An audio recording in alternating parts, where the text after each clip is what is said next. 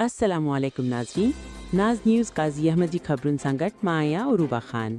नाज़रीन हिन वक्त खबर शामिल कंदासीं था। काज़ी अहमद मुकम्मल बंद, PTI ऐं SUP जो एहतिजाजी सॾ कामयाब। तहरीके तहफ़ुज़े आइने पाकिस्तान PTI ऐं SUP जे सॾ ते अॼु 8 फ़रवरी ते काज़ी अहमद शहर ऐं पूरे तालुक़े में मुकम्मल शटरबंद हड़ताल कई वई। शहर जी मुख्य कारोबारी मरकज़ुनि समेत हेठियूं मार्केटूं मुकम्मल तौर बंदि रहियूं। शाही बाज़ार, रेडियो बाज़ार ऐं पुरानी बाज़ार, आफ़ताब मार्केट, मलंग मार्केट ऐं मोबाइल मार्केट, मेडिकल मार्केट, जमाल शाह रोड ऐं डेरान रोड, जूना रोड। हड़ताल दौरान सियासी कारकुननि नाज़ न्यूज़ सां ॻाल्हाईंदे चयो त असां फॉर्म 47 ज़रिए मढ़ियल हुकूमत खे रद्द कयूं था।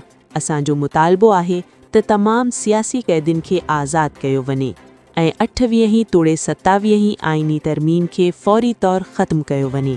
अॻवाणनि वधीक चयो त अवाम अॼु मुकम्मल हड़ताल करे मौजूदा हुकूमत ख़िलाफ़ पंहिंजो फ़ैसिलो यानी रेफरेंडम ॿुधाए छॾियो आहे।